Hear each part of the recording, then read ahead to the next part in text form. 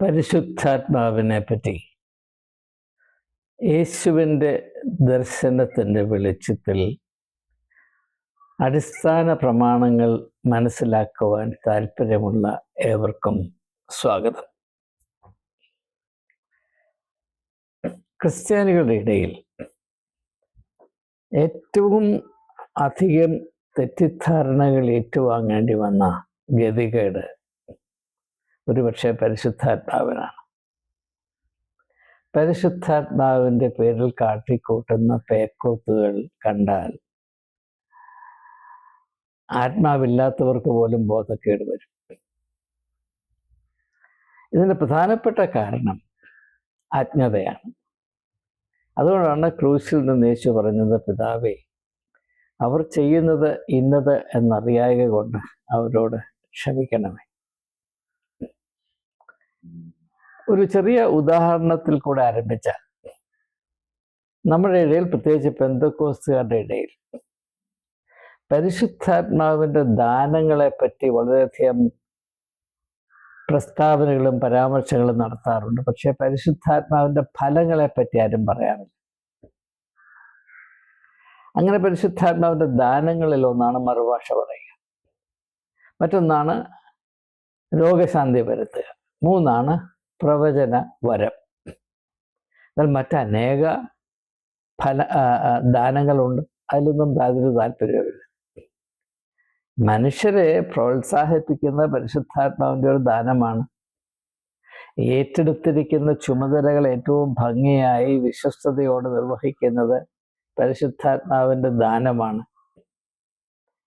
അങ്ങനെ അനേക നമ്മുടെ പരാമർശിക്കപ്പെടാത്ത പരിശുദ്ധാത്മാവിൻ്റെ ദാനങ്ങളുണ്ടെന്ന് പൗലോസ് അപ്പോസ്തലൻ തന്നെ പറഞ്ഞിട്ടുണ്ട്. ഞാൻ കൂടുതലായി അതിൻ്റെ വിശദാംശങ്ങളിലേക്ക് പോകുന്നില്ല, കാരണം അതിൻ്റെ പ്രധാനപ്പെട്ട അന്വേഷണ ഭാഗം അതല്ല എന്നതുകൊണ്ട്.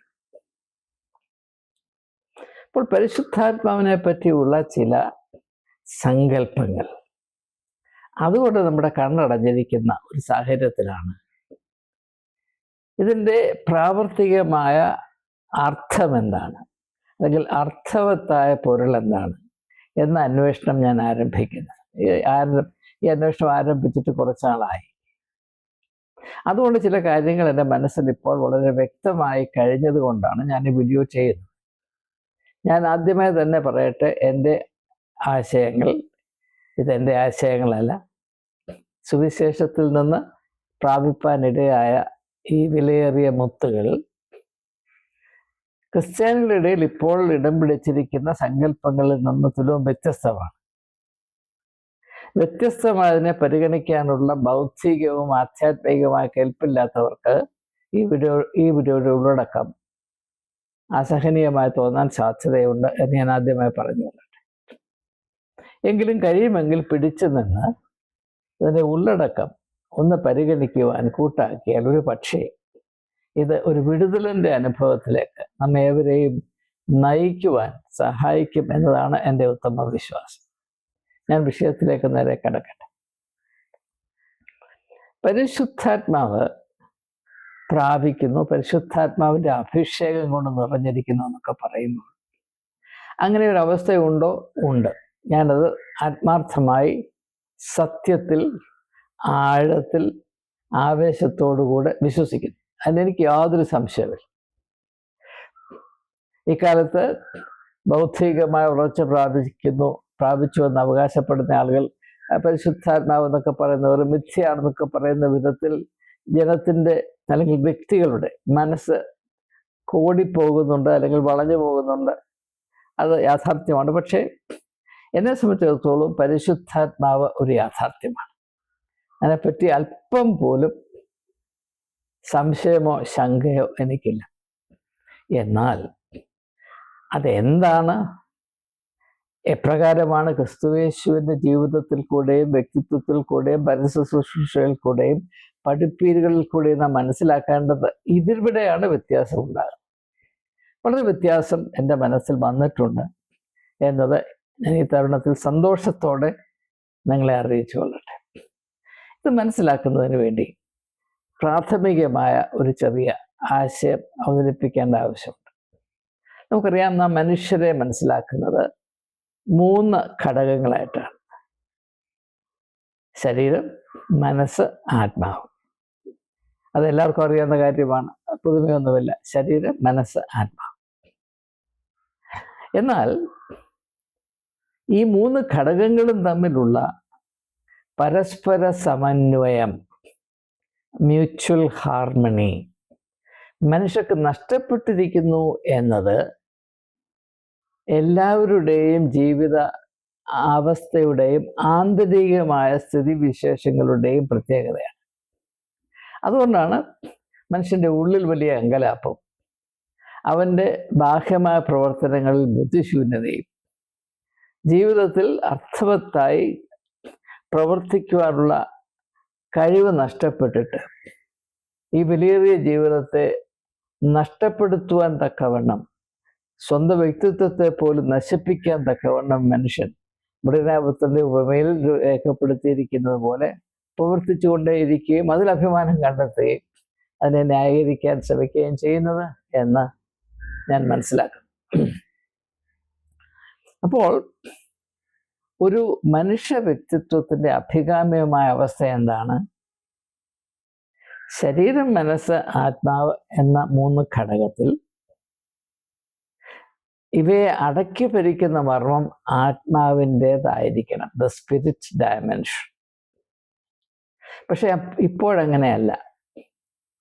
ബഹുഭൂരിപക്ഷം ആളുകളുടെയും ഈ പറയുന്ന എൻ്റെയും വ്യക്തിത്വത്തെ ഒട്ടുമുക്കാലും അടക്കി ഭരിക്കുന്നത് ആത്മാവല്ല, ശരീരമാണ്.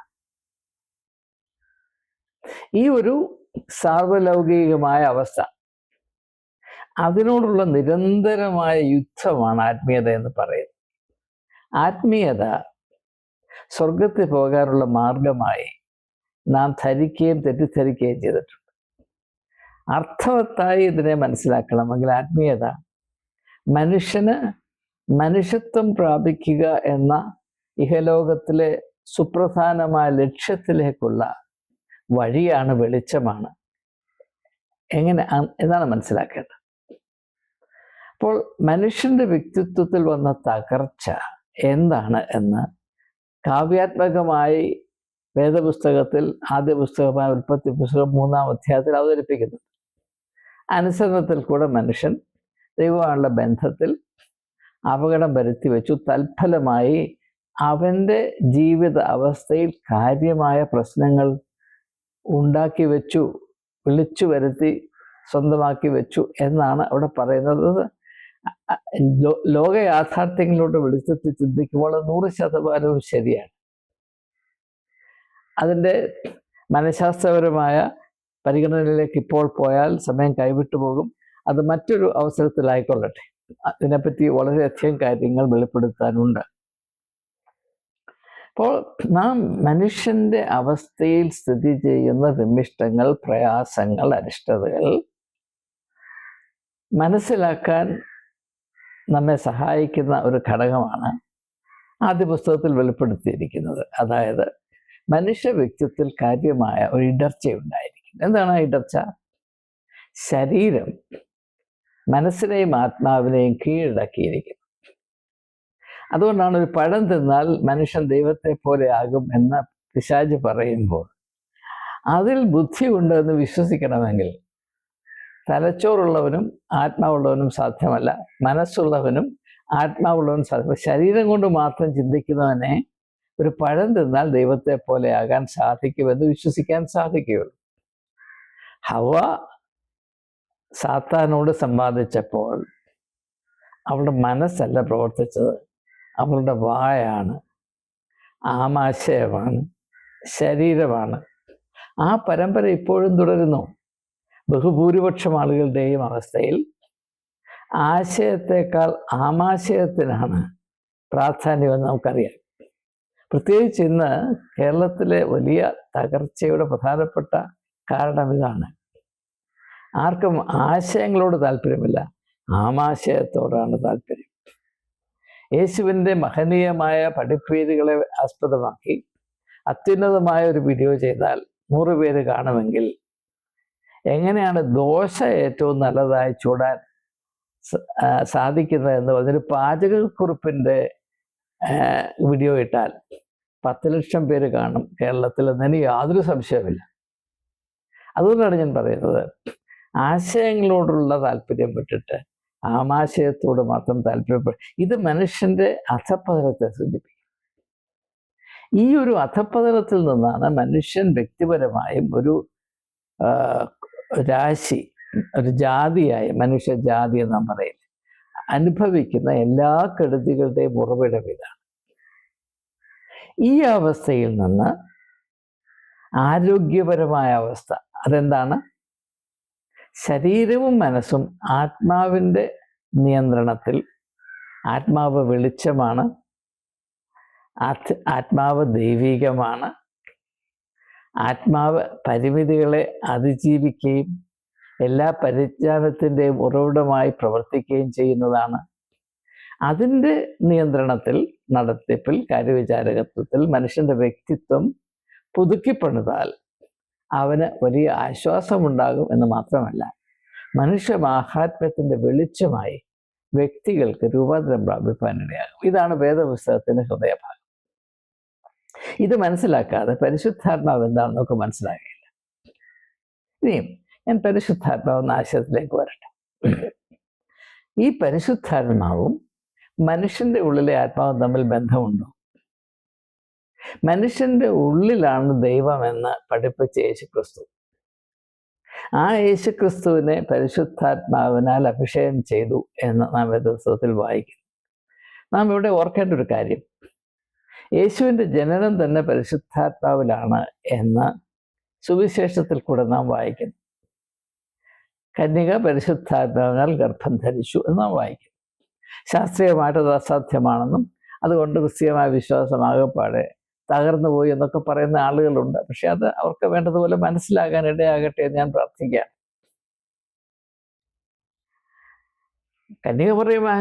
കന്യാമറിയാമിൻ്റെ അവസ്ഥയിൽ, അവളുടെ വ്യക്തിത്വത്തിൽ ശരീരമല്ല, അവളുടെ ആത്മാവായിരുന്നു ഈ ഒരു പ്രത്യേക സാധ്യതയോട് പ്രതികരിച്ചത്. ഇതാ ഞാൻ കർത്താവിൻ്റെ ദാസി, നിന്റെ ഹിതം പോലെ എനിക്ക് ഭവിക്കട്ടെ എന്ന് പറയുന്ന ശരീരമല്ല, ആത്മാവാണ്. ആ ആത്മാവിലാണ് കന്യാമറിയാം ഗർഭം ധരിച്ചത്. അതുകൊണ്ട് അതിൽ ശാരീരികമായ ഒന്നും തന്നെ ഇല്ല എന്ന അഭിപ്രായം എനിക്കില്ല. പക്ഷെ ആ വ്യക്തിത്വത്തിൻ്റെ അവസ്ഥയെ പറ്റിയാണ് ഞാൻ പറയുന്നത്. കന്യാമറിയാമിൻ്റെ വ്യക്തിത്വം ആത്മീയ അഭിഷേകമുള്ള വ്യക്തിത്വമാകയാൽ ആത്മാവിൽ കൂടെ എല്ലാറ്റിനോടും പ്രതികരിക്കുന്ന അവസ്ഥ. ഇത് പ്രത്യേകം ശ്രദ്ധിക്കുക. എനിക്ക് നിങ്ങളോട് പറയാനുള്ളതിൽ ഏറ്റവും പ്രധാനപ്പെട്ട ആശയമാണ് ഞാൻ ഇവിടെ അവതരിപ്പിക്കുന്നത്. നിങ്ങൾക്കും എനിക്കും പരിശുദ്ധാത്മാവിൻ്റെ അഭിഷേകം ഉണ്ടോ ഇല്ലയോ എന്ന ചോദ്യത്തിന് ഉത്തരം എവിടെയാണ്? നമ്മുടെ പ്രതികരണത്തിലാണ്. എന്തിനോടും നമുക്ക് 3 വിധത്തിൽ പ്രതികരിക്കാൻ സാധിക്കും. ശരീരം കൊണ്ട് പ്രതികരിക്കാൻ സാധിക്കും, മനസ്സുകൊണ്ട് പ്രതികരിക്കാൻ സാധിക്കും, ആത്മാവ് കൊണ്ട് പ്രതികരിക്കാൻ സാധിക്കും. ഇപ്പോൾ യേശുവിൻ്റെ 3 പരീക്ഷകൾ എടുത്താൽ, അതിൽ ആദ്യത്തെ പരീക്ഷയാണല്ലോ സാത്താൻ യേശുവിനോട് പറയുന്നു, നീ ദൈവപുത്രനെങ്കിൽ ഈ കല്ല് അപ്പമാകാൻ പറയുക. അങ്ങനെ വിശപ്പടക്കാൻ സാധിക്കും. ആ സാഹചര്യത്തോട് യേശു ശരീരം കൊണ്ട് പ്രതികരിച്ചിരുന്നുവെങ്കിൽ യേശു ആ പരീക്ഷയിൽ വീണുപോവുകയും ലോക ചരിത്രം അന്ന് അവിടെ വഴിമുട്ടി നിൽക്കുകയും ചെയ്യുമായിരുന്നു. അത്രമാത്രം പ്രാധാന്യം അർഹിക്കുന്ന ഒരു വിഷയത്തെയാണെന്ന് മനസ്സിലാക്കാൻ ശ്രമിക്കും. യേശു സാത്താൻ്റെ പരീക്ഷയോട് പ്രതികരിച്ചത് ശരീരം കൊണ്ടല്ല, മനസ്സുകൊണ്ടുമല്ല, ആത്മാവ് കൊണ്ടാണ്. അതുകൊണ്ടാണ് പറയുന്നത്, മനുഷ്യൻ അപ്പം കൊണ്ട് മാത്രമല്ല, ദൈവത്തിൻ്റെ വായിൽ നിന്ന് വരുന്ന സകല വചനം കൊണ്ടും ജീവിക്കണമെന്ന് പറയുമ്പോൾ അത് ആത്മാവിൻ്റെ പ്രതികരണമാണ്. അങ്ങനെ പ്രതികരിക്കാൻ ഇടയാകുന്നത് യേശു ആത്മാവിനാൽ നിറഞ്ഞത് കൊണ്ടാണ്. ആ ആത്മാവിൻ്റെ നിറവെന്ന് പറയുന്നത് പ്രാവർത്തികമായി പറഞ്ഞാൽ മനുഷ്യനും ദൈവവുമായുള്ള ബന്ധം പുനഃസ്ഥാപിക്കുന്നതിൽ കൂടെ അവൻ്റെ വ്യക്തിത്വത്തിൽ വരുന്ന രൂപാന്തരം മുഖാന്തരമാണ്. എന്താണ് ഈ രൂപാന്തരം? അതിന് മുമ്പുണ്ടായിരുന്ന അവസ്ഥ, മനുഷ്യ വ്യക്തിത്വത്തിൻ്റെ 3 ഘടകങ്ങളായ ശരീരം, മനസ്സ്, ആത്മാവ്, അത് 3 വഴിക്ക് പോകുമ്പോൾ, ഒന്ന് മറ്റതിനോട് കലഹിക്കുമ്പോൾ, ഈ പുതിയ അവസ്ഥയിൽ ഒന്ന് ഒന്നിന് മാറ്റുകൂട്ടുന്നു. ശരീരം മനസ്സിനും, മനസ്സ് ആത്മാവിനും മാറ്റുകൂട്ടുന്നു, അല്ലെങ്കിൽ ആത്മാവ് മനസ്സിനും, മനസ്സ് ശരീരത്തിനും മാറ്റുകൂട്ടുന്നു. എല്ലാം ഒന്നായിത്തീരുന്നു. തൽഫലമായി മനുഷ്യ ശരീരം, യേശുവിൻ്റെ ഭാഷയിൽ പറഞ്ഞാൽ മത്തായിയുടെ സുവിശേഷം 5-ാം അധ്യായത്തിൻ്റെ 14, 15, 16 വാക്യങ്ങൾ കാണുന്നത് പോലെ മനുഷ്യ ശരീരം ആത്മാവിൻ്റെ വെളിച്ചത്തെ ആധികാരികമായി പ്രകടിപ്പിക്കുന്ന ഒരു മാധ്യമമായി രൂപാന്തരപ്പെടുന്നു. ആ അവസ്ഥയിലാണ് മനുഷ്യൻ വീണ്ടും ജനിച്ചു എന്ന് യേശു നിക്കോദീമോസിനോട് സംഭാഷണത്തിൽ പറയുന്ന ആ പ്രസ്താവന അർത്ഥമാകുന്നതും, ഒരുവൻ ക്രിസ്തുവിലായാൽ പുതിയ സൃഷ്ടിയാണെന്ന് പൗലോസ് അപ്പോസ്തലൻ കൊരിന്ത്യർക്ക് എഴുതിയ 2-ാം ലേഖനത്തിൽ 5-ാം അധ്യായത്തിൽ 17-ാം വാക്യത്തിൽ പറയുന്ന ആ ദർശനവും സാക്ഷാത്കരിക്കുന്നത് ആ അവസ്ഥയിൽ മാത്രമാണ്. അതുകൊണ്ട് നമുക്ക് പരിശുദ്ധാത്മാവിൻ്റെ അഭിഷേകം പ്രാപിച്ചിട്ടുണ്ടോ ഇല്ലയോ എന്ന് തിരിച്ചറിയാൻ ഒരു കാര്യം നോക്കിയാൽ മതി. നിങ്ങൾ ഏതവസ്ഥയിലായിരുന്നാലും നിങ്ങൾ പ്രതികരിക്കുന്നത് നിങ്ങളുടെ ശരീരം കൊണ്ടാണോ, മനസ്സുകൊണ്ടാണോ, ആത്മാവ് കൊണ്ടാണോ? ഇനിയും അത് കുറച്ചുകൂടെ വ്യക്തമാക്കാം. ശരീരത്തിൻ്റെ ഏക പ്രവണത, the sole consideration and priority, the sole instinct of the body എന്താണ്? എനിക്ക് എങ്ങനെയെങ്കിലും തടി തപ്പണം, തടി സംരക്ഷിക്കണം. അതാണ് ഇംഗ്ലീഷിൽ ദ സർവൈവൽ ഇൻസ്റ്റിങ്ക്റ്റ് എന്ന് പറയും. ശരീരത്തിൻ്റെ മാത്രം തട്ടത്തിൽ വെച്ച് നോക്കിയാൽ മനുഷ്യനും മൃഗങ്ങളും തമ്മിൽ യാതൊരു വ്യത്യാസവുമില്ല. എല്ലാ മൃഗങ്ങൾക്കും സ്വന്തം ജീവനെ രക്ഷിക്കാനുള്ള ആ ഒരു താല്പര്യം സൃഷ്ടികർത്താവ് നൽകിയിട്ടുണ്ട്. The instinct of self preservation is written into or encoded into every living creature. അത് സിംഹത്തിനും പാമ്പിനും കടുവായിക്കും എലിക്കും പോത്തിനുമുണ്ട്, മനുഷ്യനും അതുണ്ട്. ഇപ്പം ശാരീരികമായി നോക്കുമ്പോൾ മനുഷ്യത്വത്തിൻ്റെ മാഹാത്മ്യം അല്പം പോലും നമുക്ക് തിരിച്ചറിയുവാനോ അങ്ങനെ ഉണ്ട് എന്ന് വിശ്വസിപ്പാനും പോലും നമുക്ക് സാധ്യമല്ല. അതുകൊണ്ടാണ് ഈ കാലത്ത് ചില മഹാന്മാർ മനുഷ്യൻ മൃഗം മാത്രമാണ് എന്ന് പ്രത്യേകിച്ച് കേരളത്തിൻ്റെ മുന്നിൽ പറഞ്ഞു നടക്കുമ്പോൾ അവർക്ക് പൊതുജനത്തിൻ്റെ കയ്യിൽ നിന്ന് വലിയ കൈയടി കിട്ടുന്നത് എന്ന് സാന്ദർഭികമായെന്ന് സൂചിപ്പിക്കുകയാണ്. അപ്പം നമുക്ക് എന്തിനോടും ശരീരം കൊണ്ട് മാത്രം പ്രതികരിക്കും. അതിൻ്റെ ഉദാഹരണം പറഞ്ഞാൽ, യോഹന്നാന്റെ സുവിശേഷം 4-ാം അധ്യായത്തിൽ യേശു ശമര്യക്കാരുടെ സ്ത്രീയുമായി കണ്ടുമുട്ടുന്നു. യേശു അവളെ കണ്ടുമുട്ടുന്നതിന് മുൻപ് മറ്റ് 6 പുരുഷന്മാർ അവളെ കണ്ടുമുട്ടിയതാണ്. 6 പുരുഷന്മാരും അവളോട് പ്രതികരിച്ചത് അവരുടെ ശരീരങ്ങൾ കൊണ്ടാണ്. അവരും യേശു എന്നുള്ള വ്യത്യാസം എന്താണ്? യേശു അതേ സ്ത്രീയോട് അവളുടെ ഏറ്റവും അധപ്പതനത്തിൻ്റെ നെല്ലിപ്പലക കണ്ടിരുന്ന അവസ്ഥയിൽ പ്രതികരിച്ചത് ആത്മാവ് കൊണ്ടാണ്. അതാണ് വിപ്ലവാത്മകമായ ആ ഒരു വ്യതിയാനം, ആ വ്യത്യാസത്തിൻ്റെ ഏക കാരണം. ഇതാണ് ആത്മാവിൻ്റെ അഭിഷേകമെന്ന് പ്രാവർത്തികമായി മനസ്സിലാക്കേണ്ടത്. നാം ആത്മീയമായ അഭിഷേകം പ്രാപിച്ചിട്ടുണ്ടെങ്കിൽ നാം പ്രതികരിക്കുന്നത് ആത്മാവിൽ കൂടെ ആയിരിക്കും. നമ്മുടെ തന്നെ ആത്മാവ് അത് ദൈവത്തിൻ്റെ ശ്വാസമാണ്. മനുഷ്യൻ്റെ ഉള്ളിൽ ദൈവത്തിൻ്റെ വെളിച്ചമുണ്ട് എന്ന് പറഞ്ഞത് ഞാനല്ല, യേശുവാണ്. അത് സത്യമാണ്, 100% സത്യമാണ്. നാം അത് പ്രയോഗിക്കുന്നോ ഇല്ലയോ എന്ന് മറ്റൊരു കാര്യം. അത് പ്രയോഗിക്കാൻ നമുക്ക് സ്വാതന്ത്ര്യമുണ്ടോ ഇല്ലയോ എന്ന് നാം ശരീരത്തിൻ്റെ അടിമകളാണ് എങ്കിൽ അത് പ്രയാസമാണ്. അത് ഉണ്ട് എന്ന് വിശ്വസിക്കാൻ പോലും സാധ്യമല്ല. നമ്മുടെ തന്നെ ശരീരത്തിൻ്റെ അടിമത്തമാണ് മനുഷ്യൻ്റെ ഏറ്റവും വലിയ അടിമത്തം. ആ അടിമത്തത്തിൻ്റെ ഫലമായി മനുഷ്യൻ്റെ കണ്ണടഞ്ഞു പോകുന്നു. തൽഫലമായി ഇങ്ങനെയുള്ള ആത്മീയമായ സാധ്യതകൾ കാണാനുള്ള കഴിവ് നഷ്ടപ്പെട്ടു പോകുന്നു. അതുകൊണ്ടാണ് യേശു പറഞ്ഞത്, ഞാൻ വന്നത് അന്ധന്മാരുടെ കണ്ണ് തുറക്കാനാണ്. ഒക്കെ വലിയ വലിയ അർത്ഥവത്തായ പ്രസ്താവനകളാണ്. ഇവയുടെ അർത്ഥതലങ്ങൾ വേണ്ടതുപോലെ ക്രിസ്ത്യാനികൾ മനസ്സിലാക്കുന്നില്ല എന്നത് വളരെ സങ്കടകരമായ ഒരവസ്ഥ തന്നെയാണ്. അപ്പോൾ നമുക്ക് ശരീരം കൊണ്ട് മാത്രം പ്രതികരിക്കാം. അങ്ങനെ ശരീരം കൊണ്ട് പ്രതികരിച്ചിട്ട് പരിശുദ്ധാത്മാവ് എന്താണ് എന്ന് യാതൊരു ആത്മീയമായ ബോധവുമില്ലാതെ വിളിച്ചു പറഞ്ഞുകൊണ്ട് നടക്കുന്ന ക്രിസ്ത്യാനികളുടെ കാലഘട്ടത്തിലാണ്, പ്രത്യേകിച്ച് പാസ്റ്റർമാരുടെ കാലഘട്ടത്തിലാണ്. ഉദാഹരണമായിട്ട്, പരിശുദ്ധാത്മാവിൻ്റെ ഉള്ളിൽ പ്രവേശിച്ചാൽ ഞാൻ മറുഭാഷ പറയുമെന്ന് പറയും. ഈ മറുഭാഷ പറയുന്നത് നിങ്ങൾ ശ്രദ്ധിച്ചാൽ അത് ശരീരത്തിൻ്റെ ഭാഷയാണ്. അതുകൊണ്ടാണ് അതിന് അർത്ഥമില്ലാത്തത്.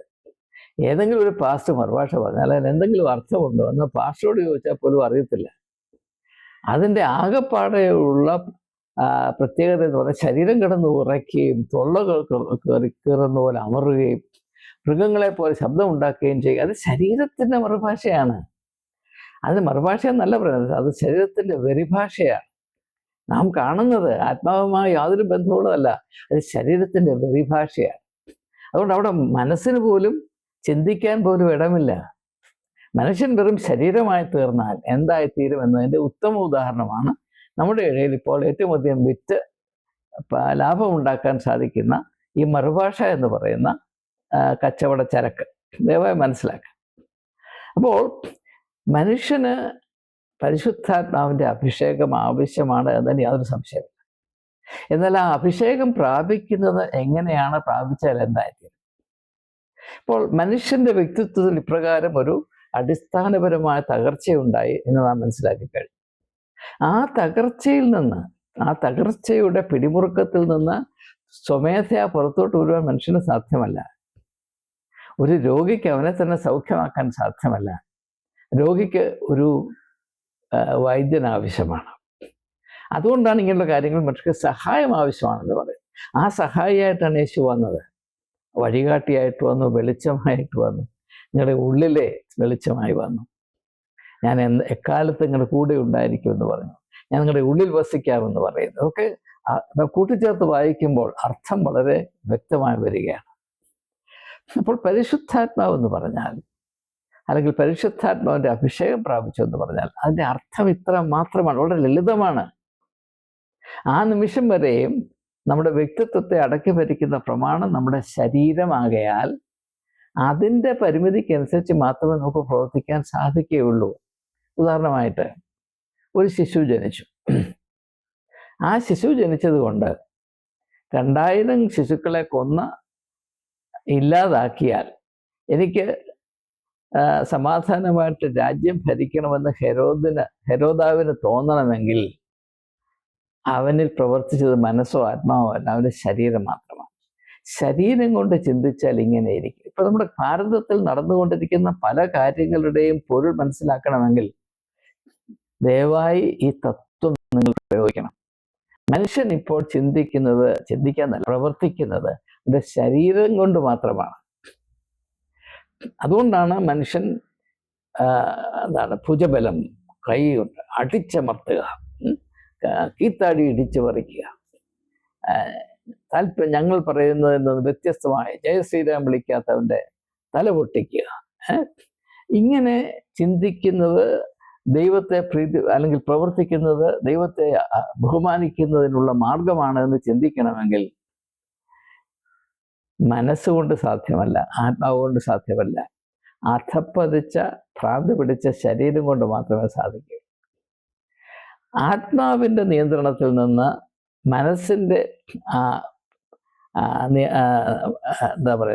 അച്ചടക്കത്തിൽ നിന്ന് ശരീരം വേർവിട്ടു പോയാൽ ശരീരം ഭ്രാന്തായിത്തീരും. അത് നമുക്ക് മർക്കോസിന്റെ സുവിശേഷം 5-ാം അധ്യായത്തിൽ ഭൂതഗ്രസ്തന്റെ അവസ്ഥ നോക്കിയാൽ മനസ്സിലാകും. സമയത്തിന്റെ പരിമിതി ഞാൻ കൂടുതൽ വിശദാംശങ്ങളിലേക്ക് നമ്മുടെ ശ്രദ്ധ ഇപ്പോൾ തിരിക്കുന്നില്ല. ഇത് അതിമനോഹരമായ സാധ്യതകളാണ്. ചിന്തിക്കുമ്പോൾ നമ്മെ അത്ഭുതപ്പെടുത്തുന്ന വെളിപ്പെടുത്തലുകൾ ഇതിലുണ്ട്. അപ്പോൾ നാം വാസ്തവത്തിൽ കാംക്ഷിക്കേണ്ടത്, പ്രാപിപ്പാൻ താല്പര്യപ്പെടേണ്ടത് എന്താണ്? രോഗശാന്തി വന്നൊരു വ്യക്തിത്വം. നമ്മുടെ രോഗം എന്താണ്? നമ്മുടെ വ്യക്തിത്വത്തിന് 3 ഘടകങ്ങൾ ഇപ്പോൾ പരസ്പരം അകന്ന് വേർതിരിഞ്ഞ് ഒന്നായി തീരേണ്ടത് പരസ്പരം ശത്രുത്വത്തിൻ്റെ അവസ്ഥയിലിരിക്കുന്നു. നമ്മുടെ ആന്തരികമായ അരിഷ്ടതയുടെ മൂലമർമ്മം ഇതാണ്. അത് നമ്മുടെ ജീവിതത്തിൻ്റെ രോഗമാണ്. എക്സിസ്റ്റൻഷ്യൽ ഇൽനെസ് എന്ന് ഇംഗ്ലീഷിൽ പറയും. നമ്മുടെ ശരീരത്തിന് മാത്രമല്ല രോഗം, നമ്മുടെ ജീവിതത്തിൻ്റെ തന്നെ രോഗമാണ്. നമ്മുടെ ഓരോരുത്തരുടെയും ജീവിതത്തിൻ്റെ ഓരോ അവസ്ഥകൾ നോക്കിയാൽ രോഗികളാണ് നാം. നമ്മുടെ ബന്ധങ്ങളിൽ രോഗികളാണ്, നമ്മുടെ അധ്വാനത്തിൽ നാം രോഗികളാണ്, നമ്മുടെ ചിന്തകളിൽ രോഗം പടർന്നിട്ടുണ്ട്, നമ്മുടെ താല്പര്യങ്ങളിൽ രോഗമുണ്ട്, നമ്മുടെ അവസ്ഥയിൽ ആകമാനം രോഗമുണ്ട്. നാം 2 കാലിൽ വസിക്കുന്ന രോഗങ്ങളുടെ ഒരു ഭൂഖണ്ഡമാണ്. അതിൻ്റെ മൂലകാരണം ഇതാണ്. എന്നാൽ ആ അവസ്ഥയിൽ നിന്ന് വിടുതൽ പ്രാപിച്ച് ആത്മാവും മനസ്സും ശരീരവും ഒന്നായിത്തീരണമെങ്കിൽ ഇതിൻ്റെ പൂർണ്ണമായ കാര്യവിചാരകത്വം, നേതൃത്വം, നിയന്ത്രണം ആത്മാവിനായിരിക്കണം. ആത്മാവിനാൽ നിയന്ത്രിക്കപ്പെട്ട, ആത്മാവിനാൽ സശക്തീകരിക്കപ്പെട്ട ഒരു വ്യക്തിത്വമാണ് ഈ പുതിയ സൃഷ്ടി എന്ന് പറയുന്നത്. ആ അവസ്ഥയാണ് വീണ്ടും ജനനം എന്ന് യേശു ഉദ്ദേശിക്കുന്നത്. ആ അവസ്ഥ തീർച്ചയായും ആത്മാഭിഷേകമുള്ളതായിരിക്കും. കാരണം ആത്മാഭിഷേകം എന്ന് പറഞ്ഞാൽ ആത്മാവിൻ്റെ പൂർണ്ണ നിയന്ത്രണത്തിൽ ആര് പ്രവർത്തിക്കുന്നുവോ, അവൻ മെത്രാനാണെങ്കിലും കത്തനാരാണെങ്കിലും സാധാരണ വിശ്വാസിയാണെങ്കിലും അവൻ ആത്മാഭിഷേകമുള്ളവനാണ്, സംശയമില്ല. പ്രധാനമായിട്ട് യേശു പറയുന്നു, ആരെങ്കിലും നിങ്ങളെ ഒരു ചവിട്ടത്തടിച്ചാൽ മറ്റേത് കാണിച്ചു കൊടുപ്പിൻ.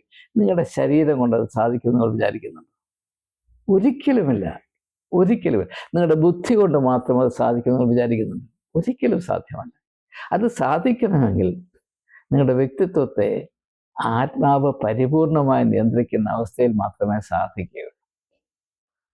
നീതിക്ക് വേണ്ടി വിശന്നു ദാഹിക്കുന്നത് സന്തോഷത്തിൻ്റെയും അനുഗ്രഹത്തിൻ്റെയും അവസ്ഥയാണ് എന്ന് തിരിച്ചറിയണമെങ്കിൽ ആത്മാവിൻ്റെ നേതൃത്വത്തിൽ, ആത്മാവിൻ്റെ നടത്തിപ്പിൽ മാത്രമേ സാധിക്കുകയുള്ളൂ.